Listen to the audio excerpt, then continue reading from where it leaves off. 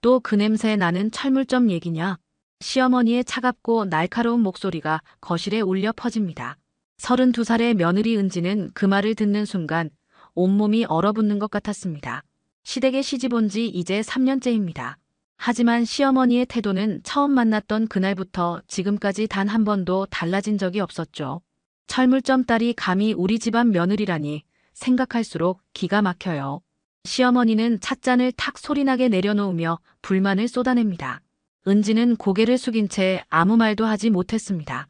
변명을 해봤자 소용없다는 걸 이미 수없이 경험했기 때문이죠. 시어머니에게 은지의 친정은 그저 작은 철물점일 뿐이었습니다. 아버지가 평생 성실하게 가게를 운영하며 딸을 대학까지 보냈다는 사실 따위는 중요하지 않았습니다. 그래도 어머님, 은지 아버지께서 정말 성실하게 사시는 분이세요. 남편 준호가 조심스럽게 말을 꺼냅니다. 하지만 그의 목소리에는 확신이 없었습니다. 오히려 어머니의 눈치를 살피는 듯한 떨림이 느껴졌죠. 성실? 그게 뭐가 대수라고. 우리 집안은 3대째 의사 집안이야. 내 할아버지도 아버지도 너도 의사지. 그런데 철물점 딸이라니. 시어머니의 목소리는 점점 더 날카로워집니다. 은지는 눈물이 핑 돌았지만 꼭 참았습니다. 여기서 눈물을 보이면 더 큰 구박이 돌아올 게 뻔했으니까요. 은지는 자신의 손톱을 꽉 쥐었습니다. 손바닥에 손톱 자국이 파일 정도로 힘을 주었지만 그래야만 흐느끼지 않을 수 있었습니다. 준호야, 내가 그때 내 말을 들었어야 했어. 내가 뭐라고 했니? 최소한 교수 집안 딸이나 변호사 집안 딸을 만나라고 했잖아. 시어머니는 며느리가 바로 옆에 앉아 있는데도 아랑곳하지 않고 계속 말을 이어갑니다. 은지의 존재 자체를 무시하는 듯한 태도였죠. 준호는 머리를 극적이며 난처한 표정을 지었지만 결국 어머니 편을 드는 듯한 침묵으로 일관했습니다. 어머님, 죄송합니다. 은지가 작은 목소리로 말했습니다. 하지만 시어머니는 코웃음을 쳤습니다. 죄송하긴. 이미 엎질러진 물이지. 다음 주 토요일에 친척 모임이 있으니까 준비해둬라. 시어머니가 차갑게 말했습니다. 은지는 그 말을 듣는 순간 온몸에 소름이 돋았습니다. 친척 모임이라는 건 은지에게 또 다른 지옥이었으니까요. 시댁 친척들 앞에서 시어머니는 더욱 노골적으로 은지를 무시했습니다. 마치 친척들에게 자신이 얼마나 불쌍한 시어머니인지 과시하듯 말이죠. 토요일이 다가올수록 은지의 불안감은 커져만 갔습니다. 밤마다 악몽을 꾸었습니다. 친척들 앞에서 무릎 꿇고 사죄하는 꿈, 모두가 자신을 손가락질하며 비웃는 꿈. 은지는 새벽마다 식은땀을 흘리며 잠에서 깨어났죠. 그리고 드디어 그날이 왔습니다.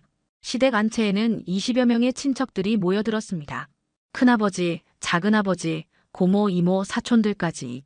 모두가 의사나 교수, 변호사 같은 전문직 종사자들이었습니다. 은지는 그들 사이에서 숨도 제대로 쉴 수 없을 만큼 위축되었습니다. 아이고 형님, 요즘 어떻게 지내세요? 큰 고모가 시어머니에게 물었습니다. 시어머니는 길게 한숨을 내쉬며 대답했죠. 말도 마세요. 며느리 복이 없어서 속상해 죽겠어요. 그 말 한마디에 모든 시선이 은지에게 쏠렸습니다. 은지는 고개를 더 깊이 숙였습니다. 얼굴이 화끈거렸습니다. 심장이 미친 듯이 뛰었고 손바닥에는 땀이 흥건히 배어났죠. 왜요? 무슨 일 있으세요? 작은 고모가 관심 있다는 듯 물었습니다. 시어머니는 기다렸다는 듯이 입을 열었습니다. 우리 며느리 친정이 어딘지 아세요? 철물점이에요, 철물점. 그것도 동네 구석에 있는 작은 가게요. 그 아버지 가게에서 못이나 드라이버 냄새 맡으며 자란 애가 우리 집안 며느리라니. 생각만 해도 창피해서 밖에 나가기가 싫어요. 은지는 그 순간 눈물이 쏟아질 것 같았습니다. 하지만 꼭 참았습니다. 여기서 울면 더 큰 조롱거리가 될 테니까요. 은지는 이를 악물고 참았습니다. 입술을 깨물어 피가 날 정도였죠. 어머, 그래요? 철물점이라니. 친척들은 수군거리기 시작했습니다. 동정 섞인 시선과 비웃음 섞인 시선이 교차했습니다. 누군가는 그래도 사람이 착하면 되는 거 아니에요? 라고 말했지만 그 말조차 은지에게는 모욕처럼 들렸습니다. 착하긴요. 집안 배경이 이렇게 중요한데 착한 게 무슨 소용이에요. 우리 준호가 병원 물려받을 텐데 그때 저 친정 가족들이 나타나서 이것저것 요구하면 어쩌려고요. 시어머니의 말은 끝이 없었습니다. 은지는 그 자리에서 도망치고 싶었습니다. 하지만 움직일 수가 없었습니다. 다리가 굳어버린 것처럼 꿈쩍도 하지 않았죠. 그저 고개를 숙인 채 시간이 빨리 지나가기만을 바랐습니다. 그나저나 준호는 어디 갔어요? 아들은 안 보이네. 누군가 물었고 시어머니가 대답했습니다. 병원에 급한 환자가 있다고 나갔어요. 우리 아들은 정말 성실하거든요. 은지는 남편이 일부러 이 자리를 피한 거라는 걸 알고 있었습니다. 어젯밤 준호에게 같이 있어달라고 부탁했지만 준호는 엄마가 뭐라고 해도 참아. 시간이 지나면 나아질 거야 라고만 했죠. 은지는 그 순간 남편에게 더 이상 기대할 게 없다는 걸 깨달았습니다. 친척 모임은 3시간 넘게 이어졌습니다. 그 시간 내내 은지는 표적이 되었습니다. 시어머니는 기회가 있을 때마다 은지의 친정을 폄하했고 친척들은 그 말에 맞장구를 쳤습니다. 집으로 돌아온 은지는 방문을 닫자마자 주저앉아 버렸습니다. 더 이상 참을 수 없었던 눈물이 쏟아져 내렸습니다. 베개에 얼굴을 묻고 소리 없이 울었습니다. 목이 쉴 정도로 숨이 막힐 정도로 울었죠. 오늘 친척 모임에서 당한 모욕이 파노라마처럼 머릿속을 스쳐 지나갔습니다. 은지야, 괜찮아? 준호가 늦은 밤에 들어와서 조심스럽게 물었습니다. 은지는 눈물로 범벅이 된 얼굴을 들었습니다. 괜찮긴 뭐가 괜찮아요? 오늘 어머님이 친척들 앞에서 저한테 뭐라고 하셨는지 알아요? 은지의 목소리는 떨렸습니다. 준호는 난처한 표정으로 머리를 극적였습니다. 미안해. 병원에 정말 급한 환자가 있어서. 거짓말하지 마세요. 일부러 피한 거잖아요. 저 혼자 그 자리에서 얼마나 창피했는지 알아요? 은지의 목소리가 높아졌습니다. 3년 동안 참아왔던 감정들이 한꺼번에 터져나왔습니다. 준호는 당황한 표정으로 은지를 바라봤습니다. 목소리 좀 낮춰. 엄마 들으시면 어떡해. 엄마. 맨날 엄마 생각만 하시네요. 저는요. 전 당신 아내잖아요. 은지가 소리쳤습니다. 준호는 한숨을 길게 내쉬었습니다. 은지야, 엄마 마음도 좀 이해해봐. 엄마는 원래 집안을 중요하게 생각하시는 분이야. 시간이 지나면 나아질 거야. 시간이 지나면 나아진다고요? 벌써 3년이에요. 3년 동안 매일매일 이런 식이었어요. 은지는 더 이상 참을 수 없었습니다. 준호는 아무 말도 하지 못했습니다. 결국 그는 좀 쉬어. 내일 얘기하자라는 말만 남기고 거실로 나가버렸습니다. 은지는 다시 한번 무너져 내렸습니다. 남편마저 자신의 편이 아니라는 현실이 너무나 고통스러웠습니다. 다음 날 아침 은지는 결심했습니다. 친정에 내려가기로 했습니다. 이대로는 정말 미쳐버릴 것 같았으니까요. 은지는 간단히 짐을 챙겨서 집을 나섰습니다. 시어머니는 어디 가느냐는 말도 없이 그저 차갑게 쳐다볼 뿐이었습니다. 기차를 타고 고향으로 향하는 내내 은지는 눈물을 흘렸습니다. 창밖으로 스쳐 지나가는 풍경들이 흐릿하게 보였습니다. 고향역에 도착했을 때는 이미 해가 기울고 있었습니다. 익숙한 거리를 걸으며 은지는 조금씩 마음이 편안해지는 걸 느꼈습니다. 이곳만이 자신을 있는 그대로 받아들여주는 곳이었으니까요. 철물점 앞에 도착했을 때 아버지는 가게 정리를 하고 계셨습니다. 70이 넘은 나이에도 여전히 꼿꼿한 자세로 일하시는 모습이 은지의 눈에 들어왔습니다. 은지는 가게 문을 열고 들어갔습니다. 아빠. 은지의 목소리를 듣는 순간 아버지는 놀라서 돌아보았습니다. 딸의 얼굴을 본 아버지는 곧바로 무언가 잘못되었다는 걸 알아차렸습니다. 은지의 눈은 빨갛게 부어 있었고 얼굴은 헬쑥해져 있었습니다. 은지야, 무슨 일이냐? 아버지가 다가와 딸의 어깨를 잡았습니다. 그 순간 은지는 참았던 감정이 터져버렸습니다. 아버지 품에 안겨 울기 시작했죠. 마치 어린아이처럼 엉엉 울었습니다. 아버지는 딸의 등을 쓰다듬으며 아무 말도 하지 않았습니다. 그저 딸이 울음을 그칠 때까지 기다려주었죠. 한참을 운 뒤에야 은지는 조금씩 진정되었습니다. 아버지는 은지를 가게 안쪽 작은 사무실로 데려갔습니다. 따뜻한 차를 건네며 아버지가 물었습니다. 이제 얘기해볼래? 무슨 일인지. 은지는 그동안 있었던 일들을 하나하나 털어놓았습니다. 시어머니의 구박, 친척 모임에서의 모욕, 남편의 무관심까지. 말을 하는 내내 눈물이 멈추지 않았습니다. 아버지는 조용히 듣고 있었지만 그의 눈빛은 점점 차갑게 변해갔습니다. 아버지는 딸의 이야기를 다 듣고 난 뒤 한동안 말이 없었습니다. 그의 얼굴에는 분노와 슬픔이 교차했습니다.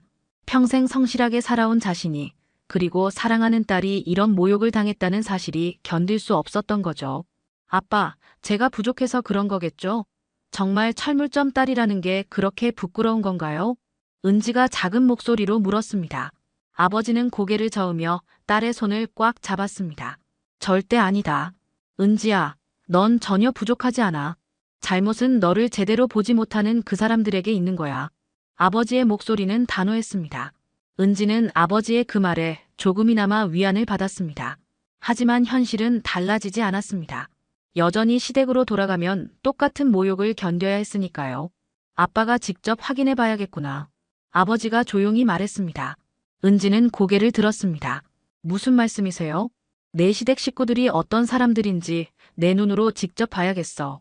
사돈 집에 인사도 제대로 못 갔었으니 이번 기회에 가보마. 은지는 깜짝 놀랐습니다. 아버지가 시댁에 가신다고요? 그럼 또 시어머니한테 무시당하실 텐데요. 은지는 말렸습니다. 아빠 안 돼요. 가시면 어머님이 또. 괜찮아. 아빠를 믿어라. 아버지의 눈빛에는 이상한 확신이 담겨 있었습니다. 은지는 그 눈빛을 보며 뭔가 평소와 다르다는 걸 느꼈지만 정확히 무엇인지는 알 수 없었습니다. 이틀 뒤 아버지는 은지와 함께 서울로 올라갔습니다. 평소처럼 소박한 옷차림이었습니다. 낡은 점퍼에 편한 바지, 오래된 가방 하나. 겉으로 보기에는 정말 평범한 시골 철물점 주인 그 이상도 이하도 아니었죠. 은지는 아버지를 보며 가슴이 답답했습니다. 시어머니가 또 어떻게 무시할지 뻔히 보이는 것 같았으니까요. 시댁에 도착하자 시어머니는 현관에서 아버지를 맞이했습니다. 아니, 맞이했다기보다는 쳐다봤다는 표현이 맞겠죠. 그녀의 얼굴에는 노골적인 불쾌감이 드러나 있었습니다. 아이고, 사돈 어른께서 오셨네요. 시어머니의 말투는 형식적이고 차갑기 그지없었습니다. 아버지는 공손하게 인사했습니다. 그동안 인사도 제대로 못 드려서 죄송합니다. 늦었지만 이렇게 찾아뵙게 되었네요. 들어오세요. 시어머니는 짧게 말하고 안으로 들어갔습니다. 아버지와 은지는 거실로 안내되었습니다. 시어머니는 차도 제대로 대접하지 않았습니다. 그저 물 한 잔만 탁 내려놓았을 뿐이죠. 은지는 그 모습을 보며 얼굴이 화끈거렸습니다. 일부러 이렇게까지 오실 필요 없었는데요. 전화 한 통이면 될 일을. 시어머니의 말투는 가시가 돋쳐 있었습니다. 아버지는 그래도 차분하게 대답했습니다. 아무래도 얼굴을 보고 인사를 드려야 예의가 아니겠습니까? 그래요? 뭐 사돈 어른 생각은 그러시겠죠. 시어머니는 비아냥거리듯 말했습니다. 그때 준호가 들어왔습니다. 준호는 장인어른을 보고 어색하게 인사했습니다. 아버님 오셨어요? 그래, 자네 어머님께 인사드리러 왔네. 준호는 난처한 표정으로 어머니와 장인을 번갈아 봤습니다. 분위기가 심상치 않다는 걸 느낀 거죠. 시어머니는 아들이 온 걸 기회 삼아 본격적으로 공격을 시작했습니다. 사돈 어른, 솔직히 말씀드릴게요. 우리 은지가 시집와서 얼마나 힘들게 하는지 아세요? 은지는 깜짝 놀라 시어머니를 쳐다봤습니다. 자신이 힘들게 한다고요? 오히려 은지가 온갖 모욕을 참으며 살아왔는데요. 집안일도 서툴고 손님 접대도 제대로 못하고 역시 철물점에서 자라내라 그런가 봐요. 시어머니의 말은 계속 이어졌습니다. 아버지는 조용히 듣고 있었지만 그의 눈빛은 점점 더 차가워지고 있었습니다. 은지는 아버지가 상처받으실까봐 두려웠습니다. 하지만 아버지는 전혀 동요하지 않는 것처럼 보였습니다. 철물점이라는 게 뭐 대단한 건가요? 못이나 망치 파는 게 무슨 자랑거리라고. 우리 집안은 3대째 의사 집안인데 그런 집안과 혼사를 맺다니 솔직히 후회가 돼요. 시어머니의 목소리는 점점 더 거칠어졌습니다. 마치 쌓였던 불만을 한꺼번에 쏟아내는 것 같았죠. 은지는 고개를 숙인 채 눈물을 참았습니다. 아버지께서 이런 모욕을 듣는 게 너무나 고통스러웠습니다. 어머님 그만하시죠. 준호가 조심스럽게 말렸지만 시어머니는 듣지 않았습니다. 뭘 그만해. 내가 지금 거짓말이라도 하는 거야? 사실을 말하는 건데. 이런 촌스러운 철물점 주인이 무슨 낯짝으로 사돈이랍시고 우리 집에 찾아왔는지 모르겠어요. 그 순간 거실에 무거운 침묵이 흘렀습니다. 아버지는 여전히 조용했습니다. 하지만 그의 침묵 속에는 뭔가 강렬한 힘이 느껴졌습니다. 은지는 아버지를 걱정스럽게 바라봤습니다. 다 들었습니다. 아버지가 천천히 입을 열었습니다. 그의 목소리는 낮았지만 단단했습니다. 제 딸이 이 집에서 어떤 대접을 받았는지, 그리고 지금 제가 어떤 대접을 받는지 확실히 알겠네요. 뭐라고요? 대접? 오히려 제가 당한 게 많은데요. 철물점 딸을 며느리로 받아준 것만 해도 감사해야죠. 시어머니는 코웃음을 쳤습니다. 아버지는 천천히 일어섰습니다. 알겠습니다. 오늘은 이만 가보겠습니다. 하지만 내일 다시 오겠습니다. 그때는 제대로 된 모습으로 찾아뵙죠. 아버지의 말투에는 이상한 여유가 담겨 있었습니다. 시어머니는 어이없다는 표정으로 아버지를 쳐다봤습니다. 제대로 된 모습이요? 철물점 주인이 무슨 제대로 된 모습이 있다고 그러세요? 아버지는 대답하지 않고 은지의 손을 잡았습니다. 둘은 집을 나섰습니다. 현관을 나서는 순간 은지는 아버지에게 물었습니다. 아빠 괜찮으세요? 쟤 때문에 이런 모욕까지 당하시고. 은지야, 걱정하지 마라. 내일이면 모든 게 달라질 거야. 아버지의 눈빛에는 확신이 가득했습니다. 은지는 무슨 뜻인지 이해할 수 없었지만 아버지를 믿기로 했습니다. 그날 밤 은지와 아버지는 근처 호텔에 묵었습니다. 아버지는 방에 들어가자마자 어디론가 전화를 걸기 시작했습니다. 내일 오전 10시에 준비해주게. 모든 서류와 비서진을 대동하고. 그래, 정확히 그 주소야. 은지는 아버지의 전화 내용을 들으며 의아해했습니다. 비서진이라니 무슨 말씀이신 걸까요? 하지만 아버지는 더 이상 아무 말씀도 하지 않으셨습니다. 그저 내일 보면 알게 될 거야 라고만 하셨죠. 다음 날 아침 아버지는 평소와 다른 모습이었습니다. 깔끔한 정장을 입고 계셨습니다. 그 모습이 너무나 낯설어서 은지는 깜짝 놀랐습니다. 아버지는 이렇게 멋있는 분이셨나요? 평소 철물점에서 일할 때의 소박한 모습과는 완전히 달랐습니다. 아빠, 오늘 뭔가 특별한 일이 있으세요? 응, 아주 특별한 일이지. 아버지는 미소를 지으며 대답했습니다. 그리고 둘은 다시 시댁으로 향했습니다. 시댁 앞에 도착했을 때 은지는 깜짝 놀랐습니다. 고급 세단 여러 대가 집 앞에 세워져 있었던 거죠. 검은색 벤츠와 제네시스가 줄지어 서 있었습니다. 아빠, 저 차들은 뭐예요? 곧 알게 될 거야. 아버지는 차분하게 대답하며 현관문을 두드렸습니다. 시어머니가 문을 열었습니다. 그녀는 밖에 세워진 차들을 보고 당황한 표정을 지었습니다. 이게 무슨 일이에요? 저 차들은 다 뭡니까? 시어머니는 놀란 표로 물었습니다. 아버지는 조용히 미소 지으며 대답했습니다. 제대로 인사를 드리러 왔습니다. 어제는 격식 없이 찾아뵈었으니 오늘은 제대로 된 모습으로 뵙고 싶었습니다. 그때였습니다. 차에서 정장을 입은 사람들이 우르르 내렸습니다. 모두 7명 정도 되어 보였습니다. 그들은 서류 가방과 태블릿을 들고 있었죠. 시어머니는 당황해서 말을 잇지 못했습니다. 안으로 들어가도 되겠습니까? 아버지가 정중하게 물었습니다. 시어머니는 얼떨결에 고개를 끄덕였습니다. 일행은 모두 거실로 들어갔습니다. 준호도 소란에 놀라 거실로 나왔습니다. 그는 갑자기 나타난 사람들을 보고 어리둥절한 표정을 지었습니다. 이게 도대체 무슨 일입니까? 사돈 어른, 이 사람들은 누구죠? 시어머니가 떨리는 목소리로 물었습니다. 뭔가 잘못되고 있다는 느낌이 들었던 거죠. 아버지는 천천히 소파에 앉으며 말했습니다. 소개가 늦었습니다.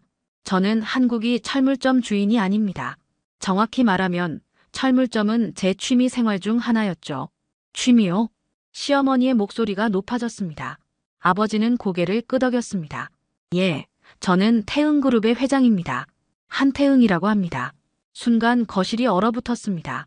태흥그룹, 그 유명한 재벌 그룹을 말하는 건가요? 시어머니의 얼굴이 하얗게 질렸습니다. 준호는 입을 벌린 채 말을 잇지 못했습니다. 은지조차도 깜짝 놀라 아버지를 쳐다봤습니다. 뭐라고요? 태흥그룹이요? 시어머니가 떨리는 목소리로 물었습니다. 아버지 옆에 서 있던 사람 중 한 명이 명함을 꺼내 시어머니에게 건넸습니다. 제 명함입니다. 저는 태흥그룹 비서실장 김민수라고 합니다. 회장님께서 평소 검소한 생활을 즐기셔서 동네에서 작은 철물점을 운영하고 계십니다. 하지만 그것은 회장님의 본업이 아닙니다. 비서실장의 말에 시어머니는 더 이상 말을 잇지 못했습니다. 그녀는 명함을 떨리는 손으로 받아들었습니다. 명함에는 확실히 태흥그룹 비서실장이라고 적혀 있었습니다. 회장님, 오늘 주주총회 자료를 가져왔습니다. 검토해 주셔야 할 서류들입니다. 다른 비서가 두꺼운 서류 뭉치를 아버지에게 건넸습니다. 아버지는 자연스럽게 받아들고 훑어보기 시작했습니다. 그 모습은 평소 철물점에서 보던 소박한 아버지의 모습과는 완전히 달랐습니다. 카리스마 넘치는 기업인의 모습이었죠. 아니, 이게 어떻게 된 일입니까? 그럼 그동안 준호가 더듬거리며 물었습니다. 아버지는 서류에서 눈을 떼지 않은 채 대답했습니다. 그동안 제 딸이 이 집에서 어떤 대접을 받았는지 직접 확인하고 싶었습니다. 그래서 일부러 평범한 철물점 주인으로 행세했죠. 결과는 실망스럽더군요. 아버지의 목소리에는 차가운 분노가 담겨 있었습니다. 시어머니는 이제야 상황을 파악한 듯 얼굴이 새하얗게 변했습니다. 어제 자신이 한 말들이 떠올랐던 거죠. 촌스러운 철물점 주인, 무슨 낯짝으로 사돈이랍시고 그 모든 모욕적인 말들이요. 저는 몰랐습니다. 정말 몰랐어요. 시어머니가 떨리는 목소리로 변명했습니다. 하지만 아버지는 차갑게 고개를 저었습니다. 모르셨다고요? 그럼 아셨으면 제 딸을 존중하셨다는 말씀입니까? 사람은 집안 배경으로 대접받아야 하는 겁니까? 아버지의 질문에 시어머니는 아무 대답도 하지 못했습니다. 그녀는 그제야 자신이 얼마나 큰 실수를 저질렀는지 깨달았습니다. 태은그룹이라면 자신의 시댁보다 수십 배는 더 큰 재벌 그룹이었으니까요. 은지야, 너는 이 사실을 알고 있었니? 준호가 아내에게 물었습니다. 은지는 고개를 저었습니다. 저도 몰랐어요. 아빠가 그냥 철물점 하시는 줄만 알았어요. 은지의 목소리도 떨렸습니다. 자신도 충격을 받은 상태였으니까요. 아버지는 서류를 내려놓고 시어머니를 똑바로 쳐다봤습니다. 그의 눈빛은 날카로웠습니다. 평소의 온화한 모습은 온데간데없고 수십 년간 거대 기업을 이끌어온 CEO의 카리스마만이 남아있었습니다. 저는 평생 검소하게 살아왔습니다. 돈이 많다고 자랑하거나 과시한 적이 없습니다. 딸에게도 겸손하게 살라고 가르쳤죠. 하지만 제 딸이 그 겸손함 때문에 무시당하고 모욕당할 줄은 몰랐습니다. 아버지의 목소리는 낮았지만 힘이 있었습니다. 거실에 있던 모두가 숨죽이며 그의 말을 들었습니다. 어제 이 자리에서 뭐라고 하셨습니까? 철물점 딸을 며느리로 받아준 것만 해도 감사해야 한다고 하셨죠. 못이나 망치 파는 게 무슨 자랑거리냐고 하셨습니다. 시어머니는 창백한 얼굴로 고개를 숙였습니다. 자신이 한 말들이 하나하나 돌아와 가슴에 비수처럼 꽂혔습니다. 사실 저도 고민이 많았습니다. 은지가 결혼한다고 했을 때 제 정체를 밝혀야 하나 말아야 하나 생각했죠. 하지만 은지가 간곡히 부탁했습니다. 평범한 가정으로 시집가고 싶다고, 재벌 딸이라는 꼬리표를 달고 싶지 않다고요. 은지는 고개를 끄덕였습니다. 실제로 결혼 전에 아버지께 그렇게 부탁했던 게 기억났습니다. 진심으로 사랑해서 결혼하는 거니까 집안 배경은 중요하지 않다고 생각했었죠. 저는 딸의 뜻을 존중했습니다. 하지만 그게 이렇게 큰 고통이 될 줄은 몰랐습니다. 제 딸이 3년 동안 매일매일 무시당하고 친척들 앞에서 망신당하고 남편에게조차 외면당했다는 걸 알았을 때 제 심정이 어땠을지 상상이나 하십니까? 아버지의 목소리가 떨렸습니다. 평소 감정을 잘 드러내지 않는 아버지였지만 이번만큼은 달랐습니다. 딸을 향한 사랑과 그 사랑이 짓밟힌 데 대한 분노가 뒤섞여 있었죠. 회장님, 정말 죄송합니다. 제가 정말 잘못했습니다. 시어머니가 벌떡 일어나 고개를 숙였습니다. 하지만 아버지는 차갑게 손을 내저었습니다. 사과는 필요 없습니다. 사과로 해결될 일이 아니니까요. 저는 단 하나만 확실히 하고 싶습니다. 앞으로 제 딸을 어떻게 대하실 건지 말입니다. 물론입니다. 앞으로는 은지를 최고로 대접하겠습니다. 정말 죄송합니다. 시어머니는 연신 고개를 숙이며 사죄했습니다. 하지만 아버지의 표정은 여전히 차가웠습니다. 최고로 대접한다고요? 그게 무슨 의미입니까? 재벌 딸이니까 잘해준다는 건가요? 그럼 철물점 딸이었다면 계속 무시해도 괜찮다는 겁니까? 아버지의 날카로운 질문에 시어머니는 할 말을 잃었습니다. 아버지는 계속 말을 이었습니다. 사람은 집안 배경으로 평가받아서는 안 됩니다. 제 딸이 철물점 딸이든 재벌 딸이든 그건 중요하지 않습니다. 중요한 건 은지라는 사람 자체입니다. 그 사람이 얼마나 성실하고 착한지, 얼마나 가정을 위해 노력했는지를 봐야 하는 거 아닙니까? 거실에는 무거운 침묵이 흘렀습니다. 모두가 아버지의 말에 고개를 숙였습니다. 특히 준호는 자신이 얼마나 잘못했는지 깨닫고 있었습니다. 아내가 힘들어할 때 곁에서 지켜주지 못한 것, 어머니와 아내 사이에서 어정쩡하게 서 있었던 것, 모든 게 후회스러웠습니다. 장인어른, 정말 죄송합니다. 제가 은지를 제대로 지켜주지 못했습니다. 준호가 무릎을 꿇었습니다. 그의 목소리는 떨렸습니다. 아버지는 사위를 내려다봤습니다. 자네는 의사라고 했지? 병원에서 환자를 대할 때 그 사람의 집안 배경을 먼저 보나? 아니면 그 사람의 아픔을 먼저 보나? 환자의 아픔을 먼저 봅니다. 그렇다면 왜 자네 아내의 아픔은 보지 못했나? 매일 곁에 있으면서 말이야. 준호는 아무 대답도 하지 못했습니다. 아버지의 말이 가슴에 깊이 박혔습니다. 정말 그랬습니다. 은지가 힘들어하는 걸 알면서도 외면했습니다. 어머니 눈치만 보느라 정작 아내는 돌보지 못했죠. 저는 오늘 이 자리에서 분명히 말씀드립니다. 앞으로 제 딸이 이 집에서 단 한 번이라도 무시당하거나 모욕당한다면 저는 가만히 있지 않겠습니다. 아버지의 단호한 말에 시어머니는 무릎을 꿇었습니다. 평생 누구에게도 고개를 숙여본 적 없던 그녀였지만 이번만큼은 달랐습니다. 태은그룹 회장 앞에서, 그리고 무엇보다 자신이 저지른 큰 잘못 앞에서 그녀는 완전히 무너져 내렸습니다. 회장님, 정말 죄송합니다. 제가 눈이 멀었습니다. 앞으로는 은지를 진심으로 존중하겠습니다. 딸처럼 아끼고 사랑하겠습니다. 시어머니의 목소리는 떨렸습니다. 진심 어린 사과였습니다. 아버지는 한참 동안 그녀를 바라보다가 천천히 입을 열었습니다. 일어나십시오. 무릎 꿇는 걸 원하는 게 아닙니다. 제가 원하는 건 제 딸이 행복한 겁니다. 이 집에서 존중받으며 사는 것, 그게 전부입니다. 시어머니는 천천히 일어났습니다. 그녀의 눈에는 눈물이 맺혀 있었습니다. 아버지는 은지를 돌아봤습니다. 은지야, 내 결정을 존중한다. 이 결혼을 이어갈 건지 아니면 아빠와 함께 돌아갈 건지 내가 정해라. 은지는 깜짝 놀랐습니다. 아버지가 자신에게 선택권을 준 거죠.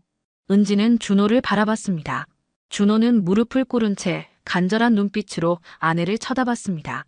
은지야, 미안해. 정말 미안해. 내가 잘못했어. 앞으로는 내 편이 될게. 엄마가 뭐라고 해도, 세상 누가 뭐라고 해도 난 내 편이 될게. 준호의 목소리는 절박했습니다. 은지는 눈물을 흘렸습니다. 3년 동안 참았던 감정들이 한꺼번에 터져나왔습니다. 기쁨과 슬픔, 안도감과 분노가 뒤섞인 복잡한 눈물이었죠. 정말요? 정말 제 편이 되어주실 거예요? 그래, 약속할게. 이제부터는 내가 너를 지킬게. 은지는 한참을 고민하다가 아버지를 돌아봤습니다. 아빠, 저 한 번만 더 믿어보고 싶어요. 준호 오빠를요. 이 가정을요. 아버지는 조용히 고개를 끄덕였습니다. 알겠다. 하지만 명심해라. 내가 다시 힘들어지면 언제든 아빠한테 연락해라. 아빠는 언제나 내 편이야. 네, 아빠. 은지는 아버지 품에 안겼습니다. 아버지는 딸의 등을 쓰다듬으며 말했습니다. 사람의 가치는 겉모습이 아니라 마음에 있다는 걸 잊지 마라. 내가 철물점 딸이든 재벌 딸이든 넌 소중한 내 딸이야. 네, 아빠. 감사해요. 비서실장이 조용히 다가와 아버지에게 속삭였습니다. 회장님, 다음 일정이 있으십니다. 아버지는 고개를 끄덕이고 일어섰습니다. 그는 시어머니와 준호를 차례로 쳐다봤습니다. 다시는 이런 일이 없기를 바랍니다. 저는 은지가 행복하다는 소식만 듣고 싶습니다. 네, 회장님. 명심하겠습니다. 시어머니와 준호는 동시에 깊이 고개를 숙였습니다. 아버지 일행이 집을 나선 뒤 거실에는 어색한 침묵이 흘렀습니다. 시어머니가 먼저 은지에게 다가왔습니다. 은지야, 정말 미안하구나. 내가 너무 잘못했어. 그녀의 목소리는 이전과 완전히 달랐습니다. 진심이 담겨 있었죠. 은지는 눈물을 닦으며 고개를 끄덕였습니다. 앞으로 잘해주세요. 저도 최선을 다할게요. 그래, 그래야지. 앞으로는 내가 진짜 내 엄마처럼 대할게. 그날 이후 시댁의 분위기는 완전히 바뀌었습니다. 시어머니는 더 이상 은지를 무시하지 않았습니다. 오히려 주변 사람들에게 자랑스럽게 며느리 얘기를 했죠. 준호도 달라졌습니다. 회의가 있어도 아내와의 약속을 우선시했고 어머니가 조금이라도 은지에게 불편한 말을 하면 바로 나서서 아내를 지켰습니다. 몇 달 뒤 은지는 아버지와 함께 그 작은 철물점 앞에서 사진을 찍었습니다. 아버지는 여전히 그곳에서 가끔 일을 하고 계셨습니다. 돈을 벌기 위해서가 아니라 평범한 삶을 즐기기 위해서였죠. 아빠, 이 가게 계속하실 거예요? 그럼 이게 얼마나 재미있는데. 사람 사는 게 다 이런 거 아니겠니? 둘은 환하게 웃으며 사진을 찍었습니다. 사진 속 은지의 얼굴은 밝았습니다. 더 이상 눈물도 두려움도 없었습니다. 그저 행복만이 가득했죠.